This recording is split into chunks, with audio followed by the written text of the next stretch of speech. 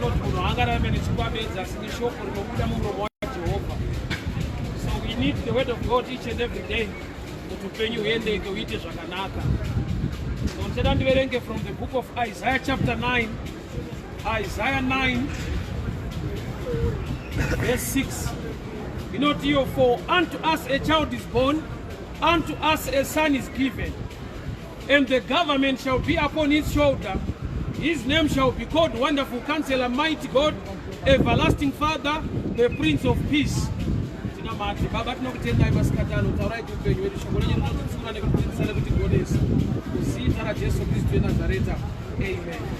Amen. Yandaverenga chiprofita cha Isaiah uchitara pamusoro peku piwa kwatakaita mwanakomana waMwari anova Jesu. But watsangangura mazwi andinoda kushanda nawo anoti son na child. Unto us a child is born, unto us a son is given. Ari kurehwa apa ndi Jesu. Takamupiwa asi akauya neprocess yekuberekwa. Zvoreva kuti ndau dzidzisa pamusoro pemhinduro, the way God answers. Pane pamwe pekuti Mwari vanokupa an instant answer, like the children of Israel vari mugwenga aivapa chingwa vachidya, but vachinopinda mupromised land vainorima vogaya wheat yavo vozova nechingwa. So pane a process inoita kuti uwane chawakapiwa naMwari. Kogoita an instant miracle yekuti unongogamuchidzwa naMwari chinhu chako.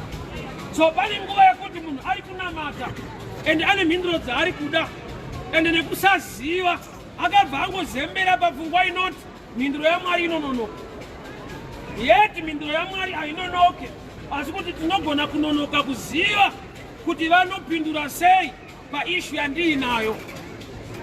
Pane paunopiwa an instant answer like manna, bread in the wilderness. The same God kana mamu promised land, you will never find manna. But kunonaya mvura vanhu vodyara vokohwa. He promised land, not he promised fruit.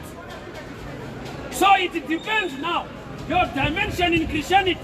Kuti uri pa dimension yekuti hausati wakura here, hausati wasvika here, paunopiwa a process, paunongoramba uchitambira an instant blessing.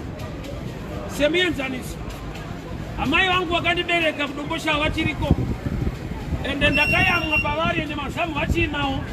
But handivanetsere mukaka. Ende ivo vakatondirumura. Kureva kuti kana ndakuda mukaka, handichatsvaga amai, ndakuenda mushopu. I can afford, ndakura. So kune zvavaindipa, zvavasisandipe, asi vari the same mother, vane rudo rwakangofanana kubva kare. So pakumirira mhinduro kubva kuna Mwari, vazhinji vanenge vachitaiwa mhinduro yeshe inononoka. Yet nauye kunonoka, it's a mystery. Yekuti ndiwe here kunonoka kuziva, kana kuti it's a process. Yekuti kana wapinda mairi, ugone kuachiva chinhu chacho. Mwari pavakakomanda kuti miti ivepo, he commanded the earth, ikaburitsa miti kuna Genesis. Mwari ivavo nhasi havachaita creation, nokuti vakaririsa a system inoti a seed will produce after its own kind. Kurati miti yatiri kuona nhasi haisiro yakasikwa naMwari, iresult yemaseed akaita reproduce its own kind. Zvikafanana nemunhu wese wauri kuona ari pano, hakuna akasikwa naMwari pano. Hongu takabva kuna Mwari, but we are a result of reproduction, not creation. Vakasikwa mazita avo ndinawo arimo, Adam and Eve. Ndo vakasikwa chete, rimwe timu iri kuberekana. So there is a process inogona kuita bring forth chinhu chakambouya by creation, chinogona kuwanikwa futi by reproduction. So kanonamata uchiti Mwari shoko racho rinoti vana zvipo zvinobva kuna Mwari, rinodeclare matwins havawane. Havawanikwa kuprayer, vanowanikwa kubedroom. Why damu dispensation ye reproduction kwete creation? So tine zvinhu zvinotemerwa nevanhu kuti dai Mwari andiitira, dai Mwari andiitira. Zvimwe zvacho vakatokuitira, but unofanirwa kuziva zvekuita kuti usangane nezvawakaitirwa. Unto us a child is born. Amen. Unto us a son is given. So Jesus takamupiwa na Mwari, but akaberekwa na Maria. But Maria asikuunza Jesu, but ari kutishitsa Jesu watakatounzirwa kare. Hukura John Robert, in the beginning was the Word was with God, and the Word was God, and the Word became flesh and it dwelt among us. Ari kurewa kudaro ndi Jesu. So Maria anakutipa Jesu, akatishitsa Jesu watakapiwa. Unto us a son is given. Unto us a child is born. So there was a birth process. A child is already given. Pakatoitika 9 months. Pakatoendwa kuleba. A child chatakapiwa. Zvoda kuti zvimwe zvaunochemera kuti Mwari ndipei, vari kutoshamisikawo kuti se usina zvinhu zvacho. Nokuti already vaiziva kuti unozvida, vakazviisa musystem yaunofanirwa kushanda nayo. Amen. Kune zvekuti ukanamata kana wakadii hauzviwane, nekuda kwokuti wakazvipiwa kudhara. naMwari wacho anotoshama kuti sei usina. Zvoreva kuti munhu Mwari wangu anobva ati vanhu vaparara nekushayiwa zivo. My people perish because they lack knowledge. So knowledge is the key yekuti vanhu varegere kuparara. Knowledge, ruzivo, ndo key yekuti munhu aregere kuita perish kwacho. So tine zvinhu zvatiri kutsvaka nekuchema kuti Mwari tiitireiwo, tipeiwo. Iye Mwari wacho akazviita, but zvinotora kudiscover zvakaitwa vanhu kuchema kuti zviitwe. I'll give you an example. Pandakaita grade 7 yaiva 1987. Daraso. Ndimudhara kushanda. I'm 46 now. So mazuva iwayo tainyora yainzi content. Vaigona kukupa question inoti name any 3 countries musadhaki dzine diamond. Pamageneration yedu waiti ukanyora Zimbabwe waichekerwa. That's a picture yekuti akatenderwa kumakira vamwe anga asingazivewo futi. Saka pamwe pacho uri kujajwa life yako nerimwe doko, but ndoro akatendwa kunzi ishasha kwauri. So vana havana kuzonamata kuti tive nemadiamonds, vakadiscover kuti tinawo. So kudiscover nekunamata zvinhu zvakasiyana. So kune zvinowanikwa nekuti waane knowledge wotozona saka zvinhu zvangu izvi Mwari vakandipa zvinhu. Saka toda kuti we have a challenge in our times. Unonzwa vanhu vachiita vafundisi mazano vanoparidza prosperity, vanoparidza dzimba nemotokari nechi. Ukadzokera kuna Deuteronomy 8:18 inoti iyo, I am Jehovah God who give you power to make wealth. Kune simba rekudzinga madhimoni handirambe. Kune simba rekuita zvinhu zvako. Scripture Deuteronomy 8:18. So poverty now, mentality ye poverty inokuzodaiwa namata ufe uende kudenga. Uri mwana takaparidzirwa nguva refu rekuti ukafa wakunozorora. Yeti pa prayer, pa Lord's prayer, tinofanwa namata tichiri kudii? Thy will be done on earth as it is in heaven. Kurati yatinoshuira kuti inotambika uko. Isu pano we can enforce the will of God to happen on earth.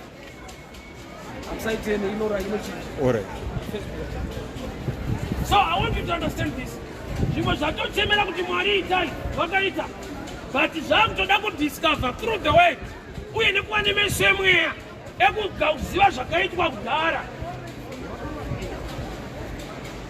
Mukomana wese ari panapa une mhuri yako mufuture kana wazorora, hazvinamatirwe pauri papa une mhuri yako. Haunamate kuti uiwane. There is a process yaunoita kuti uidiscover. So zvichida Mwari akatokupa majaya wina wezve auri kunonoka kurimisa. Kuti mindiro yashe inononoka. Ndiwo uri kunonoka kupimba kwacho. So kune imwe delay yatinofudza kuti mweyechina, but asiri munhu asiri kuplaya a role. Munoziva here kuti promised land Canaan mukapindamo mukasadyara munotofa nenzara muri mupromised land. Mupromised land hamuitwe prayer, munosakurwa. Already the blessing iri deposited naMwari muland. Saka uchenga kuti mwari tirangarire tikohwe matosvika muenvironment inoita kuti mukohwe, but you must know what to do. So munhu pachake angangodaro ari enemy yeprogress yeupenyu hwake nekuti haana zvaari kuita, but ari kuchema kuti mwari ndirangarirei. Zvizhinji zvawakaitirwa naMwari zvausati waanazvo naiye anotorwadziwa kuti indava. Alright, Mwari vakataura naAbraham Genesis 15:14 ne-18 kuti vana vako vachava nhapwa muIjipita asi vachabuda after 400 years. Ukaenda Exodus 12:2 inokuudza kuti after 430 they came out. Mwari havarevi nhema. Kana vati kuna Abraham after 400 years vachabuda, iro robva rati kuna Exodus 12 vakabuda at 430. Where is the 30 coming from? Iwo Mwari asingarevi nhema. Ukaita research yako utaona kuti Mozisi aberekwa ari kunzi naMwari aburitse vanhu muIjipiti macho, ndiye akatanga kutoburitswa imomo nevanhu vacho. Mose aberekwa kuti aburitse vanhu munhamo, vari munhamo ndo vari kuburitsa Mose. Kureva kuti behavior, character nerespondi yevanhu vaunzirwa blessing naMwari inogona kuita kuti vanonokerwe nezvakaitwa kudhara. Even mai vaMozisi vakasvika pakunoviga mwana kurwizi vachitya kuti aonekwe. Chavari kuviga ndo chanzi naMwari chivabatsire. That's why Mwari vakatutira mwanasikana waFaro kuti anonhunga Mozisi. Type yaivigwe ndo solution, but vakaenda kundomuviga vachimutyira. So Mozisi akatanga atoburitswa tokutengesa kuna Faro wakauraya muIjipita ukaviga. Sa Mozisi paari kuenda kuMidian haasi kuenda by choice. He's running away from his own people. Calling yake kuburitsa hama dzake. Hama dziri kuitei? Dziri kufanira kumuburitsa iye. So you see, kuti pane nguva yekuti the delay iri pauri, it's not a spirit. Inyaya yekuti hauna knowledge, ruzivo. Nekuda kwekuti dzimwe nguva Mwari answer yaakupa haisiro yaunofarira. Okay. Ini ndiri kuchikoro ndaivenga ticha airova straight. Uzakana kuti dofo unogara uchingorohwa. So instead yekuti ndiimprove ndiverenge ndiregere kurohwa, ndakanocheka mashortage ini tu ndikaisa mukati. Kuti ndaenda kushanda nedefense kwete progress. So unorohwa uregera kurwadziwa, but ukafoira nhamo inorohwa kudarika shambo. But andakuziva kuti kurohwa kuye yaiva process yekuti upenyu uniitire zvakanaka. So there are times yekuti kana uri mudiki chaizvo zvinofanira kukuropafadza nekukuitira zvakanaka ndo zvawakamaka. Izvozvo saka uchiona kuti wakaipa wacho vada kukuataka anokupa zvinotonakidza. The devil haakuatake nezvinhu zvinopohwa akadaro habudirire. Nokuti that's why muti wakanzi musadye mugarden wanga usiri muti weminzwa. Bosi dai anga uri muti weminzwa unobaya vaingosiya. Vaitorambidzwa unoibva ende unodyika. Ufunge ndo zvazviri mushoko raMwari zvatakarambidzwa zviripo. Zvatinonzi tisaite wega ukazvitarisa unoziva tiri pamahwani. Why? That's the only way. Nekuti utaridze kuti unoda Mwari kudarika zvinhu zvacho. Nekuti kana zvisinganakidze unongosiyira kupohwa kwazvo. So process. Maria uri kutiberekera mwanakomana. But mwanakomana takatomupiwa. Unto us a son is given. Unto us a child is born. Jesus anoberekwa iye takamupiwa. Zvoda kuti Mwari pavanonza mhinduro mulife yemunhu vanonza imwe mhinduro ine process yekuti you participate to achieve what God has already given you. Unotomira kuti uwane chawakapiwa naMwari wacho. That's why denga pariri kudhila nesu pari kuda kutipa Jesu vanotarisa futi panyika. Uchake munhu angatakure 9 months kuti vanhu vave nesalvation munhu participate. So manje kwauya a system yekuti anotongo kunamatira, things will happen. And 3/4 yedu we are disappointed. Takanamatirwa hazvina kuita. I'm not saying prayer is powerful. Prayer is important. But prayer is substitute the process. Action. Okay, to help you better. Matthew 6 verse 6 not. Kana makunyengetera endai pakavanda. Movhara door. Mwari anoona zvamunoita. Achakuropafadzai. Kwete anonzwa zvamunotaura. Yet he teaching a prayer. But you know the reward is connected to action, not to words. Which means when you pray, prayer is good. But when you pray, God checks what you do to reward you. That was the thing of Bible. Zviregere kuita zvinyowani.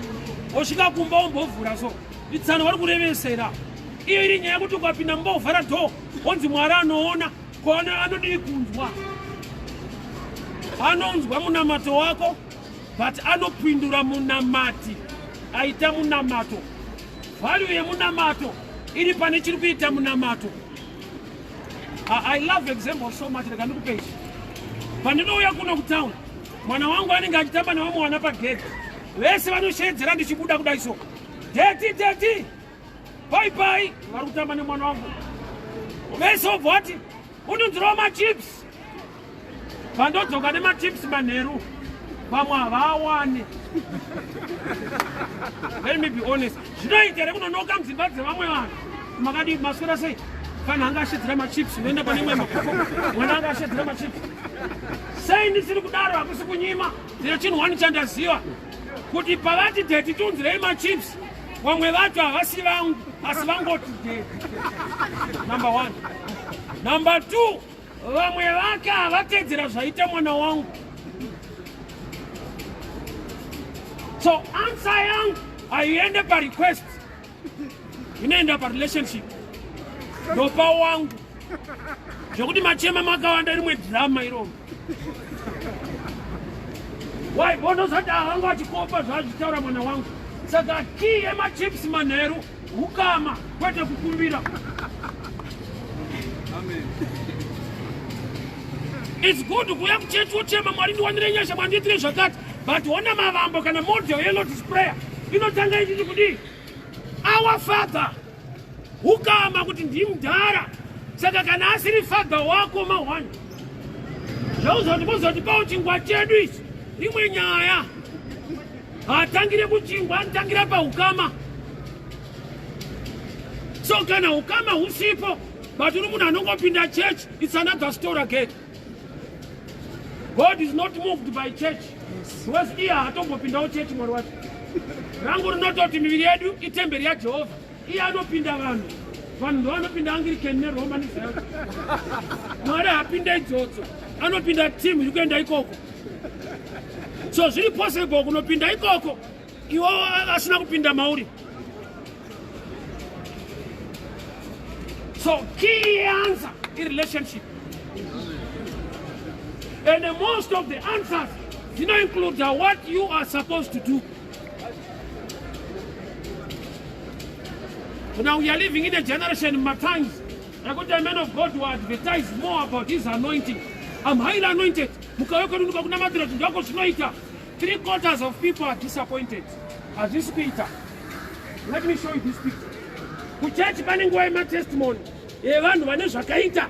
Hakuna nguva yevanhu vane zvikuramba.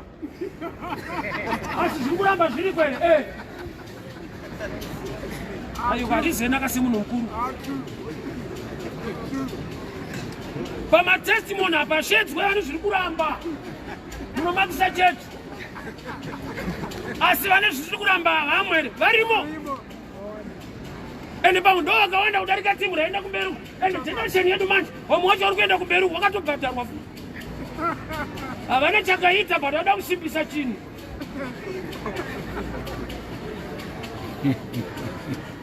So panenge ande papi teaching of the words. Kune nyasha dzekuti iwewe sedunga munhu pakunamata kwako Mwari.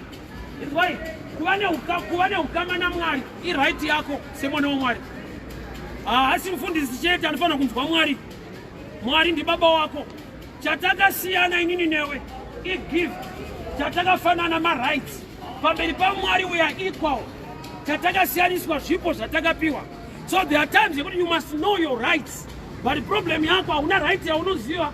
You just know about those who are gifted. So ukatenda kuchechi une time team yaunotaimira kuti ndoinonzwa Mwari ndovachatitira zvakati. It's unfortunate why people die. Vanhu vanofa. Wamunotemba anonzwa Mwari akafa mozodii. Ende wamwacho wakatofa. Rungoenda. Iva nenzara yekuti uve neukama naMwari wacho. Iva nenzara yekuti unzwa Mwari achitaura muupenyu hwako. Hazvidi kana chigaro muchechi. Zvinoda nzara nenyota. So kana shoko rati, unto us a child is born, unto us a son is given. Zvada kuti Maria haana kutipa Jesu. Maria akatisvitsa Jesu watakapiwa. Iye akangova part and parcel yeprocess yekuti gamuchidza. Kurati munhu akaparticipata kuti munhu aponeswe, zvakatodawo munhu kuti abereke ruponeso. So kusaziva kuti unofanirwa kuitei kunoita kuti uchinje machechi yacho haina power. Rangu rinoti there is power in the name of Jesus. Yori kutsvaga chechi ine power. Maybe nyaya kuti Bible hauna zvako. Hakuna chechi ine power. Alright, let me give you an example. Ukanzwa headache ukaenda kuhospital, vanonokupa mushonga. Unozara kuti ukatonzwa headache ukaenda kuhospital, ukapinda mufamasi mubhutisi, ukatenga mapirisi unopora zvinoenda kuchipatara. So, chipatara chafanana nechechi, famasi yafanana nechinchi kuyaura Mwari. God can also do things outside the church. Because agara up in the church. Saka uchiona kubhukura Acts, 3/4 yemiracles they were done outside the church. Chirema chakatosimudzwa pabeautiful gate, pabari panze pechurch. Mwari panze anoita futi. So mindro yese wakamira kudai Mwari anopindira panyaya. 3/4 yezvauri kuchemera wakapindirwa kudhara. Saka nekusaziva kuti anopindura sei, wakasangana neimwe timu yakakuti mhinduro yashe inononoka. Ndogona togutikana mani.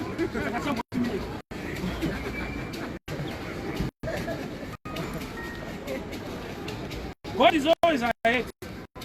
Mwari ashokende na moyo winayo kuti yamuwana sei. He knows the future. Because what is the first problem yemunhu mukati nereigeni yaiva loneliness. And Adam asiya akaita prayer request kuna Mwari kuti shema ngondisika paneda wamadamu. Mwari ndo wakatoti hazvina kunaka kuti munhu ave ega. Akaziva nhamo yemunhu asi munhu ndiMwari. Adam anotombokumbira ndipewo mukadzi. Mwari vakatoziva chiri kudiwa nemunhu. Saka uchiona paakapiwa mukadzi haana kukomplaina kuti hasino type yandiri kuda. Akatofara akatedzaka poem, bone of my bone, flesh of my flesh, kutapirwa. Kurati Mwari ane mhinduro shiri inotapira. Unoziva nhamo yemunhu. But there is a process. Unto us a son is given. So son in the way given. Unto us a child is born. So iwe uri pano wakapiwa kudhara naMwari Jesu. But nokuti ndiwe munhu manje unofanira kumubereka, unodzoka kuprocess yekubereka chawakapiwa.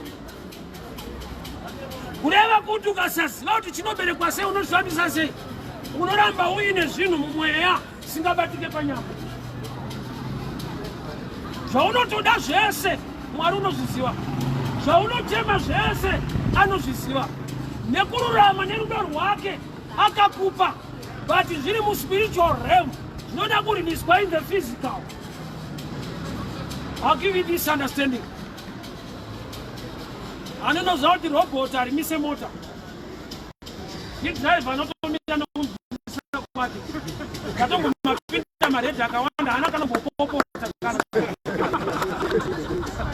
But other is the road. Kutikana red motikari imire. But no kutari fambe. Not rely on kunzisa ukadza. But tikabvisa robot tikaisa mpurisa. Akatanga ukontrola. Akatimira unotomira. Why unoza kuti ukasamira unogona kuterwa ukazomira zvakanaka. Which means a policeman now are going to enforce the law in a better way. So you have a road bro. But it's on a misa or some drum. Very common drum. What is up? What is Sano Canamara Kumira to misa? Over Kupango Kumira Kanawaramba. Those of Misa. So a believer is like a policeman on the ground. Are you going to enforce the will of God to manifest? So you cannot about a put, you only walk about a prayer. But you not declare but what you must know what to do. You know, Tim Kazagana, Bakunamari, Ugasafunga, Unochember Sinam Kazo, Kotaipa, Ujipa Preko. Kazaganaka, Anovakunamari, Asano and Kokumarain Pao.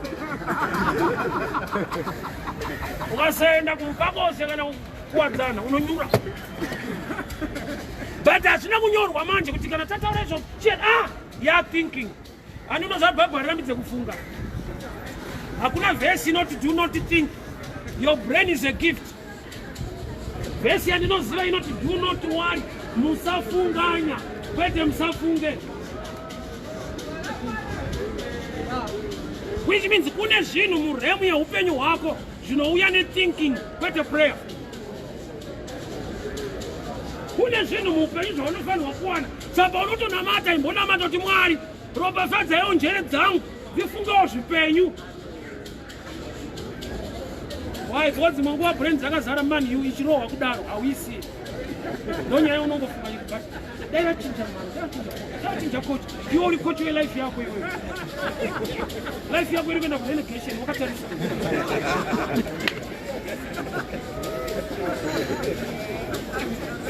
So your mind is a gift.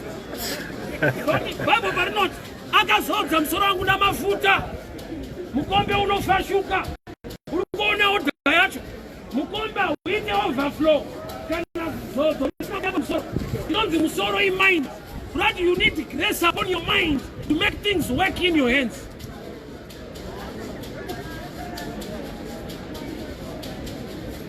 Unodaropa fatso panjere dzako. Kuti ubate zvinoendeka. Life is complicated. Life yakapfaushika pane kupa example. Unozati food huku chicken kwedu kazidoga quarter pound. Chicken wakomana wanaita $6. Ukaenda kunandos each chete is 6 foot.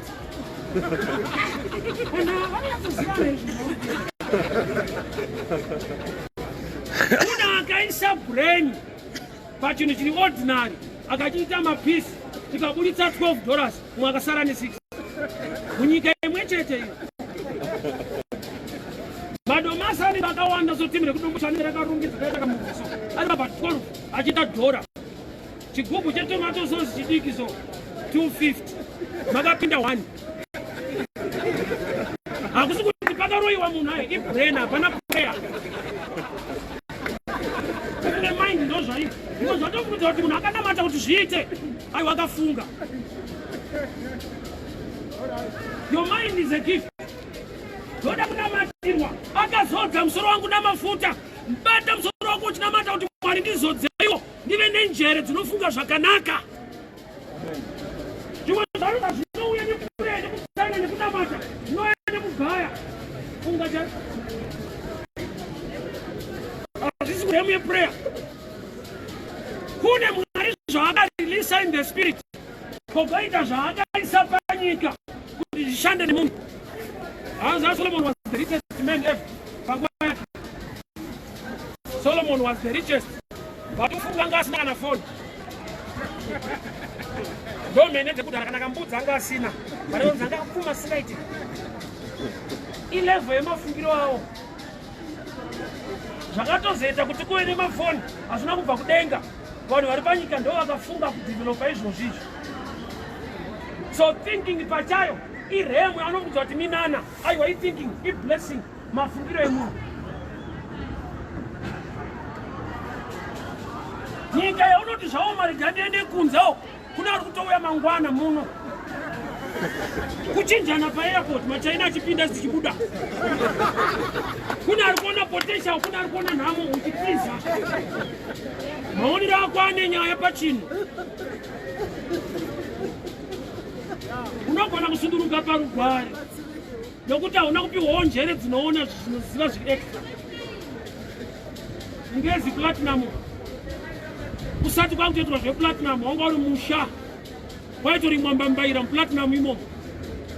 Vanhu vachiita zvemadhumbe nechivazvi kuplatinum ikoko. Svika pakauya munhu akafunga kuti akanamata. Akashandisa njere vakasavheya. Vakati vanhu vari kutambisa nzvimbo ibva ipapo. Nyika yakuwana revenue pangeza paimboitwa zvembambaira. Kurati ukashayiwa nyasha unoita mbambaira mugold chaipo. Ende wotova uchitambudzwa kuti dai Mwari akandirangarira. Makarangarirwa munozofunga ndichani. That's why munhu paanoberekwa anotanga abuda musoro. Isaini yekuti panyika pawauya usati wafamba funga. Pano panoshanda musoro tano singaite. That's a sign, that's a picture. Mwari ndo wakati let the birds fly. Till today ostrich doesn't fly. And it's a bird. Inotokandira mazai, and itori mapapiro, itori shiri, but haisimuke. Mwari hayo inema isina ye weight. Kana Mwari vataura chinhu chinoita. Ingoti parinoti pakutanga Mwari vakasika denga nenyika. Pavakatanga kusika wana kutanga nenyika. In the beginning God created the heavens and the earth. He did not lie. Atanga ne roof. Atanga ne madziro. Waisa roof. But kanari Mwari antanga ne roof.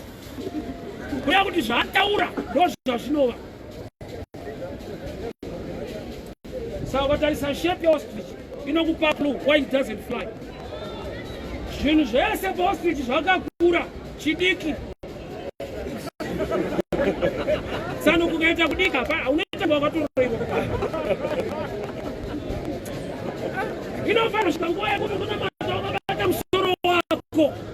Kana richiti akazodza musoro namafuta iti Mwari ndipeiwo zodzo panjere. Kune zvinhu zvinofanira kuitika muupenyu hwako nekuti uri kufunga kwete kuti unonamata. Your brain is a gift. Akazodza musoro namafuta mukombe unofashuka, mukombe ikapu, ipicture zvaunobata kuti zvaunobata zvive neoverflow. You must have a mind in place. So unto us a child is born, unto us a son is given. Munhu wani ndi Jesu, ndiye watakapiwa na Baba, ndiye akaberekwa na Maria. Kuda kuti une zvinhu zvaunoti Mwari ndipei, wakakupa, but say usati wanazvo, hauzive the process to give back to what God has already given you. So paunona mato dai Mwari mandirangarira, vari kutoshamisikawo. Iti wani takakurangarira wani. Dai Mwari mandionesa, dai Mwari manditirawo zvakati. Zvese zvauri kuchema 3/4 yazvo zvakaitwa. But kusaziva.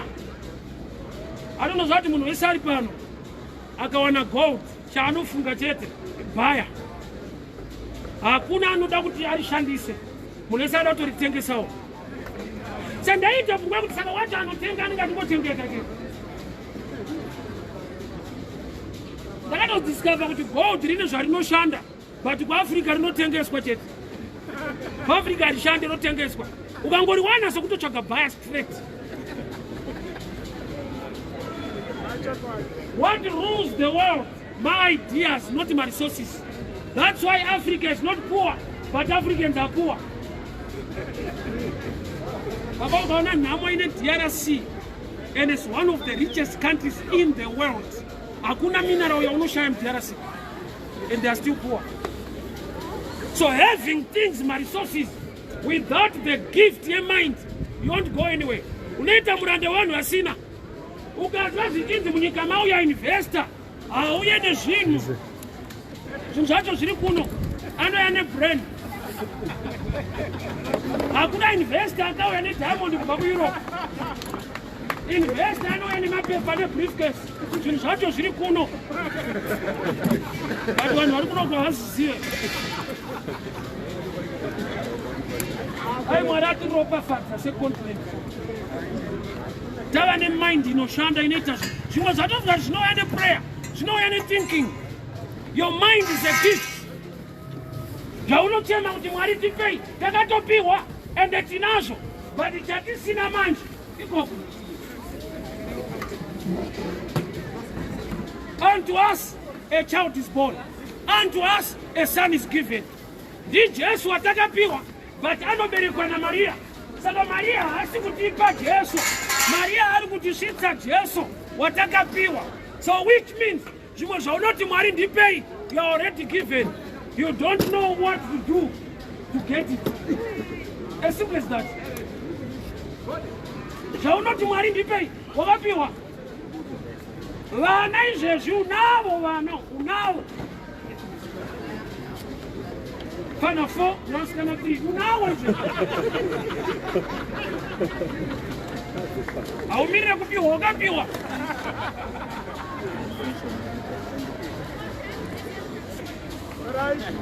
Unto us a child is born, unto us a son is given.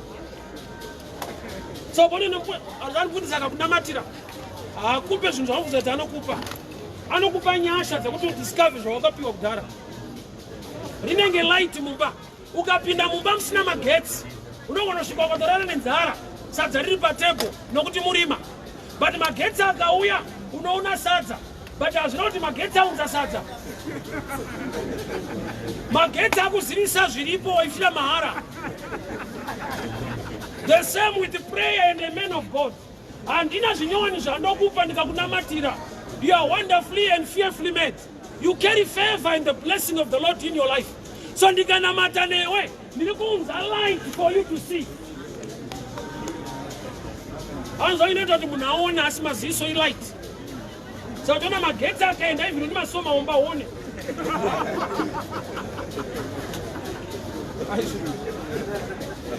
Zvinoita kuti uone meso anotora advantage yelight. So what is light? Light is the word of God. Ukashaya his word uri mudarkness, robva rati kudi kuchema kungauya usiku asi mufaro mangwanani. Usiku chi? Time of ignorance.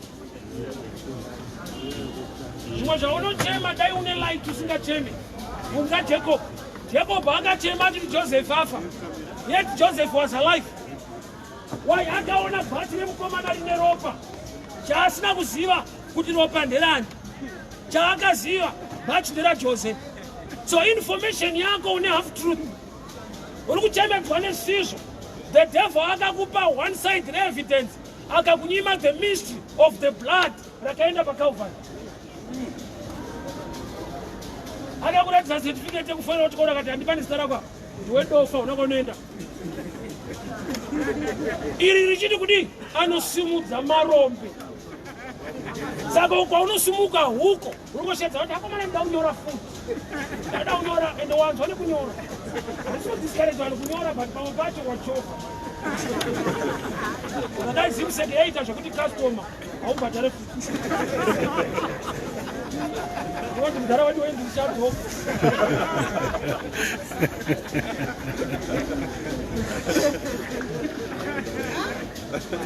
In life, kune dzidziso yekutsungirira, but you must also ziva kutsungirira mu right area and doing the right thing. Ukavavarira kuita chinhu chisiri muarea mako chausina grace to do, you waste time. Danger yedu ndeyekuti takapiwa a system yokuti ukadai ndobva zvinoita. Hatina kuudzwa many ways that God can use to change your life. Ndakaona vanhu vakaenda kuchikoro vakabudirira nekuti vakapasa. Ndikaona vanhu vakaenda futi kuchikoro vakafoira vakabudirira. Sei vakazobudirira? Vakadzidza nevakapasa vakaramba vachiwirirana. Saka key chi relationship. kune munhu ari kujeri izvezvi kwete nokuti itsotsi aitamba netsotsi. So kana zvichishanda kuti ukawirirana netsotsi noguma wakujeri ko ukawirirana neshasha. Sei pfungwa yako ichifunga zviri negative? Because your mind is programmed to trust the negative than the positive because of the devil. Makuranda kaita inini. Kwaiti kukauya sekuru wangu kumba wanga vakaremara kumba waifamba nechimboso. Ukaitora sevazukuru vapana musikanzi ukaitora ukatanga kufamba nayo. Muchembera ipopota. Handidi kushurudzirwa chipatara handina mari. Vaibhilivha kuti you are practicing what you manifest. But pakauya sekuru vane mazimariwo businessmen ane dumbu rake mukaisa machira mukatedzera sekuru munonzi kwana. Vanoti zvakanaka zviitike. Azvokukuwara izvokukuwara. Okay, I'll give you this one day. Kana achifamba kudai ukamuti nyoka iyo haamire kubvunza kuti iri kupi. Ukangoti nyoka anoshetuka. Lack of wisdom, God. You must know kuti iri kupi. Bwana unoshetukira kwairi. But nekuti mind yakaudzwa kunzi kana iri nyoka pauri ndo pairi. The same person ukamuti mari iyo anoti kupi. Anzani kana iri mari iri somewhere but kana iri nyoka mumakumbo. The mind yakati danger Romans 12:2 not your mind must be renewed by the word, which means you attack yatakapiwa na devil. I see spiritual in mind. You don't believe in yourself. You don't trust yourself. You don't believe in yourself. Hautenda kuti pane zvinoita upenyu ukawandudzika. Uneva unofungidzira kuti ndo vari better than you. So shokorati, unto us a child is born, unto us a son is given. Havasi vanhu tu muhani ndi Jesu. Takamupiwa akaberekwa. Saka panonzi vanhu mindiro yamwari inononoka. That's a lie. Nokuti already Mwari vanotipa chinhu chinononoka munhu kuziva what to do to achieve what God has given you. Chinoita kuti ukasike kuziva chii? Relationship and the word, because the word of God is light. Hausi munhu wemanga manga iwewe but wakatrainwa musystem yakakupa kutenda izvozvo. Kune vakatokuudza enda ukazvitenda. Saka nyaya ndeyekuti zvawakanzwa ndo zvaunosha. Faith comes by hearing, and hearing by the word of God. Failure or downfall comes also by hearing, and hearing by the negative words of anyone. My words are so powerful. They can encourage you to do something good. They can discourage you. My words. My words are so creative in the spiritual realm. My words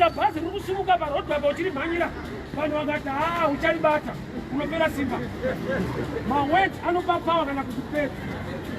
But energy. So that's why words are so powerful. You want to practice a way command to speak positive concerning your life. Tinevano kuti kana ukaedza kumukurudzira iye ndiye number one enemy welife yake. Kana akatochena ukati nhasi makachena hati thank you. Andokudza kuti aiwa ibhero rakatoita 3 neprize andokudza. Hauna kumubvunza kuti wakatenga mari ekupi. Why are you fighting yourself? Hapana ndozopraise pachirako. Pane kuti une mweya wokuzvidzikisira so. Kwanza Bible rakuti ida mumweya wako sekuzvida kwaunoita. Ndoti kune spirit yekutozvimaka. Be number one supporter of your life. Vanhu ngavakupandukire but wazvisupporte. Ngavataure zvavanofinzwa. What people say you cannot control, but what you say is your choice. Vanhu vanotenderwa kutaura zvavanoda, but hazvifanira kukudiscourage kutaurawo zvaunoda mulife yako. Yes. When you trust their words, you become a failure. But when you speak words, you encourage yourself. Vanhu vanachakanaka. I'll give you this example. Ukatotenga masofa mtv sales. Ukaenda nawo kumba kuseni. Onto kwenyana futi anditenya atoya nawo kuseni tinyatsoona ari kuonererwa yeti wangotengawo apana program yekuonererwa ukaenda nawo masikati rakacheka nyika kuti tese tione vanhu wese ukazoenda nawo manheru wachaisa zvekuba izvi vachafira mujeri saka nguva yekuendesa masofa inguva iyi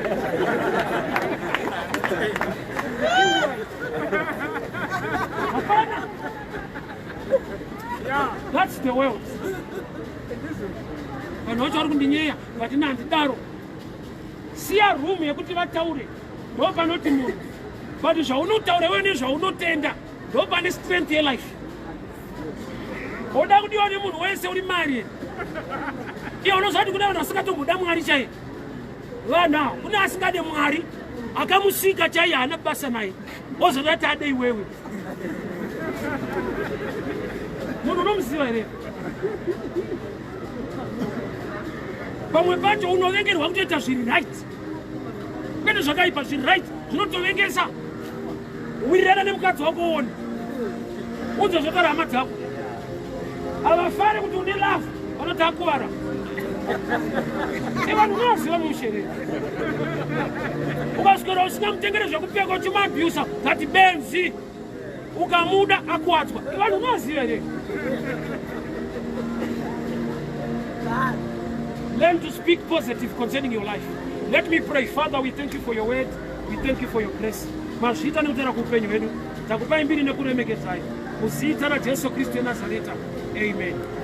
God bless you people. We meet again tomorrow.